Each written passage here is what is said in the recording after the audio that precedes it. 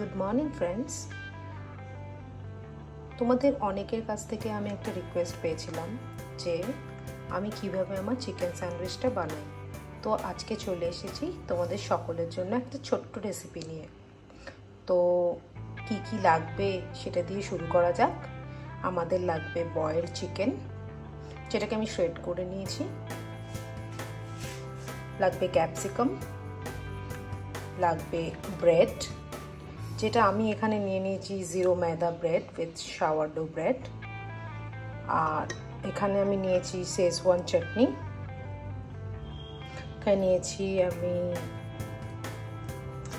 Hot and shower sauce, এখানে আমি নিয়েছি অল্প একটু সল্ট, এখানে নিয়েছি আমি একটু কুচো পেঁয়াজ, আর এখানে নিয়েছি বাটার। তো রেসিপিটা শুরু করা যাক। ফার্স্টে শ্রেডেড চিকেনের মধ্যে আমি মিক্স করলাম ক্যাপসিকাম,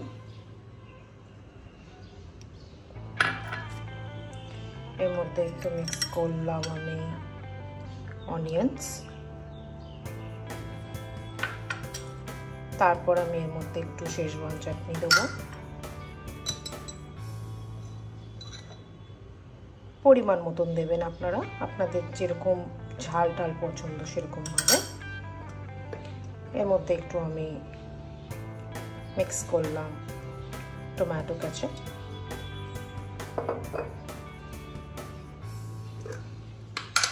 একটু পরিমাণ মতন সল্টটা একটু বুঝে দেবেন, কারণ সল্টটা কিন্তু সসের মধ্যে থাকে।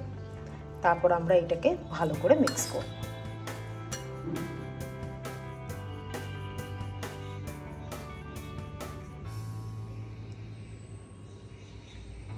দেখুন আমি মিক্সচারটাকে মিক্স করে নিয়েছি। এইবার এই মিক্সচারটাকে আমি ব্রেডের উপর স্প্রেড করব।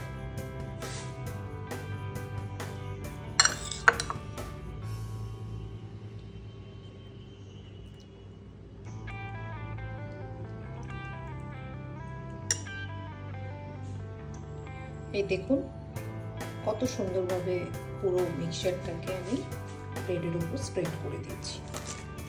এবার আমরা উপর থেকে আরও দুটো ব্রেড দিয়ে দেব।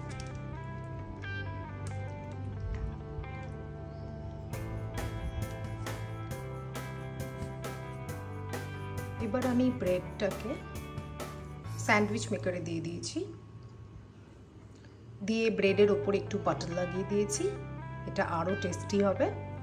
এবার আমি সুইচটা অন করে দিলাম, আর এটাকে এখন গ্রিল হতে দিতে হবে।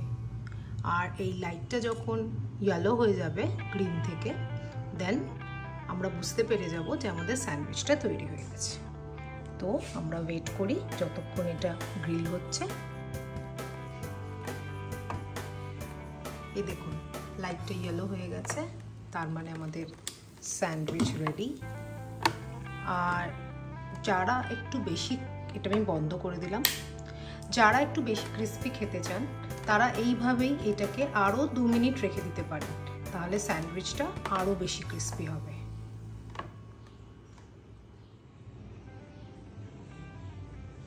এই দেখুন স্যান্ডউইচটা আমার রেডি হয়ে গেছে, ভেতরটা একদম পুরো ভর্তি, মাঝখান দিয়ে আমি একটু কেটে নিয়েছি। আপনারাও ট্রাই করে বলবেন আপনাদের কেমন লেগেছে। Thank you for watching. Please subscribe to my channel.